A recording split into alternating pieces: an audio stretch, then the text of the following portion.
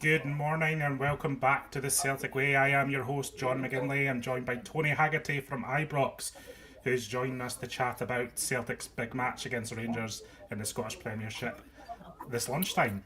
Before we get started, Tony, a quick word from our sponsor. The Celtic Way is brought to you by S1 Jobs. If it's time to hand in your transfer request, then head over to s1jobs.com and upload your CV today. With thousands of jobs across Glasgow and the surrounding area, you'll find the one at S1 Jobs. Start your search today.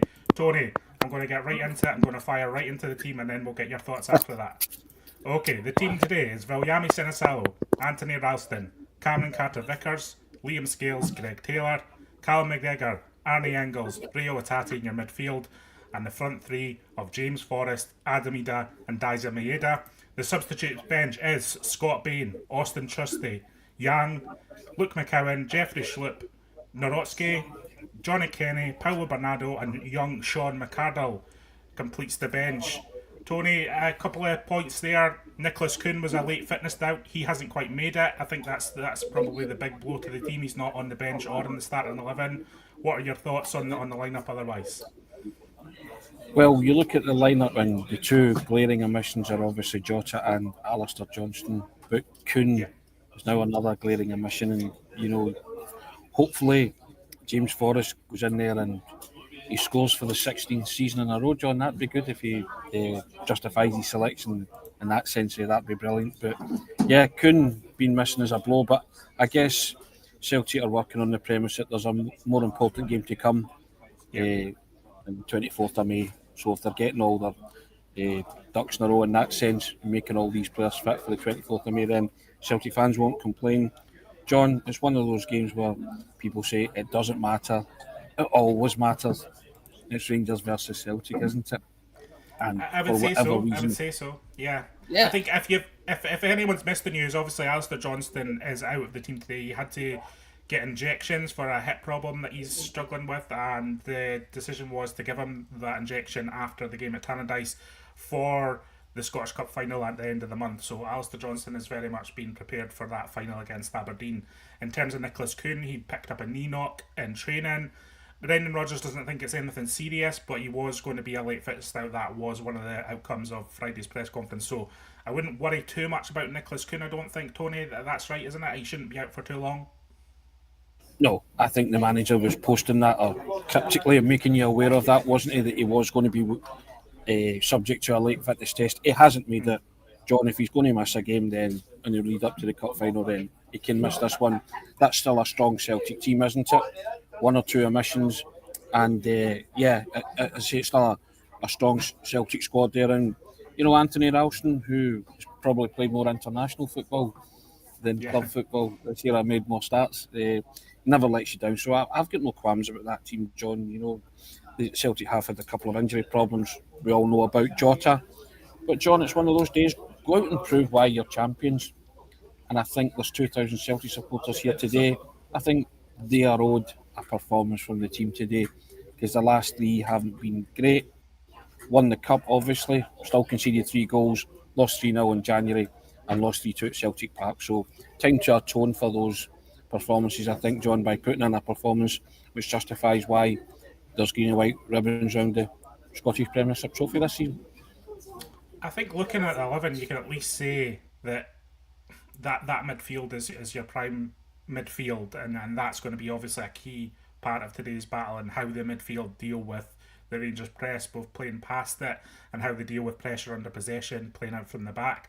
I think that's probably been the key downfall of the team in the last couple of derbies, is not able to deal with Rangers pressure really, and being too safe in possession, and then when we do trigger the ball forwards, Rangers just mop up any loose balls. It needs to be very clean and tidy today for me, and I think that's on Callum McGregor, it's on Arnie Engels, it's on Rio Otati to make that happen. Would you agree with that? Callum McGregor was missing the last time we came to Ibrox, wasn't he? Yeah. And they get turned over, and lots of people, were saying, that his presence was sadly missed, and it was. You felt it in that game because there was nobody to you say link up the play and play the football and play through the lines and just kind of generally be there. And I think that was a huge miss for Celtic.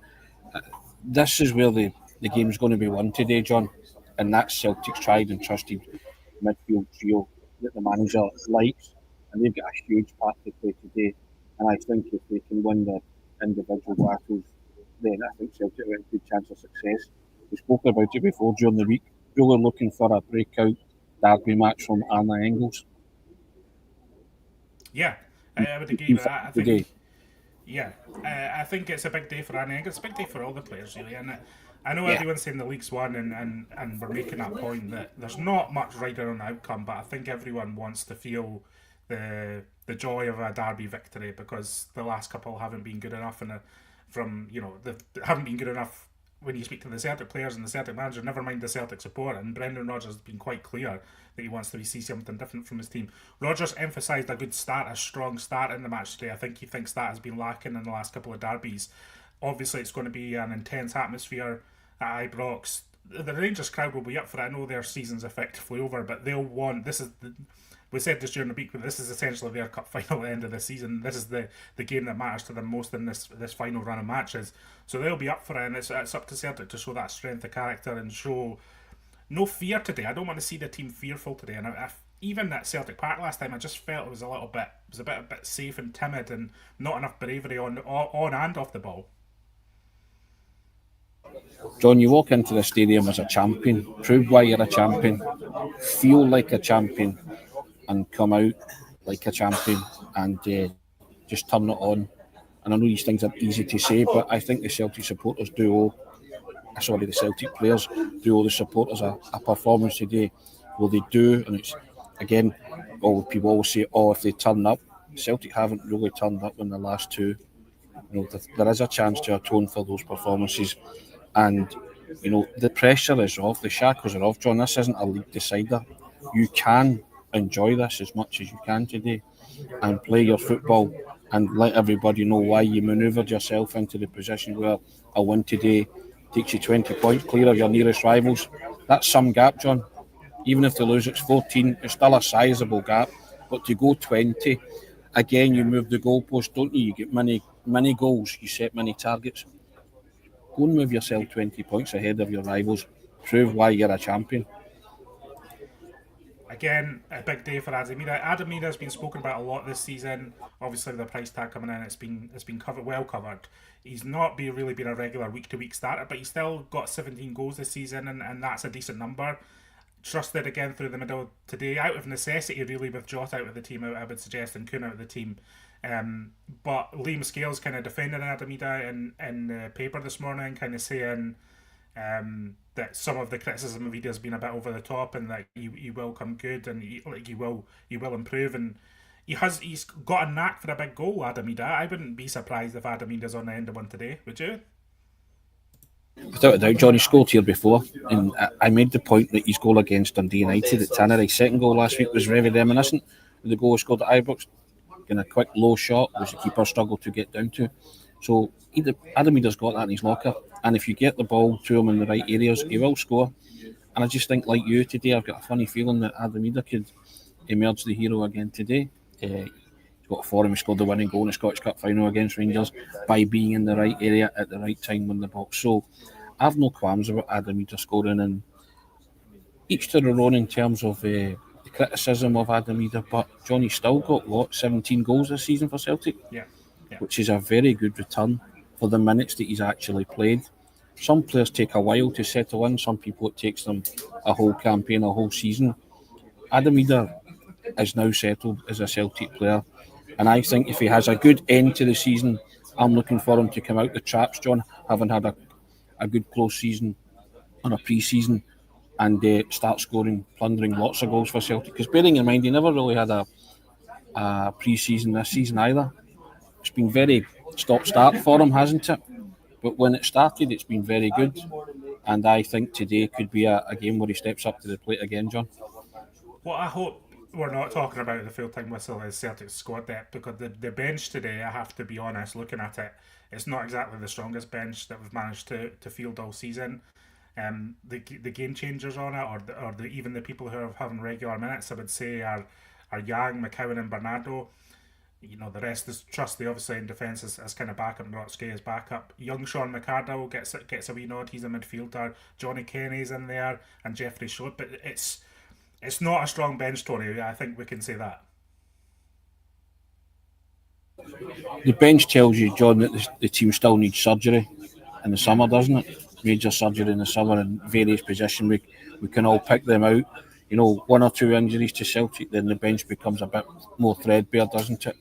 That's clearly evident today. So hopefully Celtic can manoeuvre themselves into a position where they don't, where the substitutes coming on maybe don't need to play so much or significant or make an impact in that sense. You want them to, of course, but hopefully Celtic are maybe well ahead and Rodgers puts them on for a token few minutes. But you know what it's like, he does like to rotate. So out of that lot, you could probably see the likes of Yang, McCowan coming on, Bernardo possibly, yeah. Potentially Yeah. Bernardo, yeah. And Yeah. again, that's not, it's not ideal just having kind of three people who have had regular minutes this season. Austin Trusty as well, but he's not going to change the defence unless he has to. But are you an optimist today, Tony? Are you feeling good about this? How do you see it panning out in terms of the flow of the match and how Celtic impose themselves on this one? Do you think it's Celtic are going to be up for this one today? Sorry, I missed that, John. I'm just Background saying, noise there. are you an optimist today? Are you feeling I'm optimistic always an about Celtic's optimist. chances? Yeah, because I genuinely think that the pressure's off. This is in no shape or form a league decider, John, and you would be worried with that team if it was, if there was 3 points in it or whatever in the bench as well. But this is a chance to really go out and enjoy an occasion today. As I said before, in the grand scheme of things, people will say it doesn't matter. It always matters. And I think it matters more to Celtic today for the optics on losing 3 league games in a season to Rangers, regardless of how many points you're ahead. I think if Celtic square the series at 2 league games each, then we say, right, fine, that's great. But, go out and they're a far better team, John, than they've showed in the last 2 Rangers games. And I want them to show that today. And as you say, make a good start. Last time they had a good start was the 3 each game, wasn't it? When they were 2-0 up at the interval. And that first half of football at Ibrox was one of the best I've seen for a long, long time. They kept the ball well and they found it probably should have been more than 2 goals ahead. So I'd like to see something similar, John. Ball retention's always key at a place like Ibrox, Yeah. because it's going to be high press. They're going to be in your face. But if you can protect the football, as the manager says, then you've got more than a fighting chance of coming out of Ibrox with all 3 points. It's all about how Celtic learn to play today under pressure from Rangers and not be forced into too many errors or too many balls out the park or too many misplaced passes.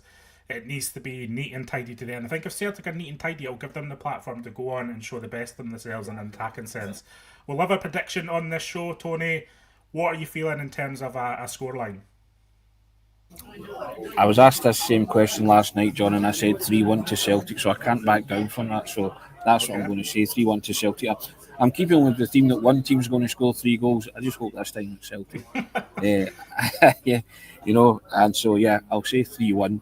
Because I think there's an element of, as you say, this is Rangers' last hurrah, isn't it, for the season? But speaking to some Rangers people in the media and Rangers supporters, they've got a feeling that some of the players have checked out, but they've checked out for a lot of the games this season. They haven't checked out for Celtic games. That's been their issue this season. Well, they've been right up for the Celtic games, but checked out in other games. So I'm just hoping there's an element of, and if Celtic do protect the football and play their football, John, then it might just be, you know what, it doesn't really matter in the grand scheme of things. It always matters though, that's the point I'm driving home. But I just hope Celtic can take advantage of any kind of feeling like that if Rangers have that.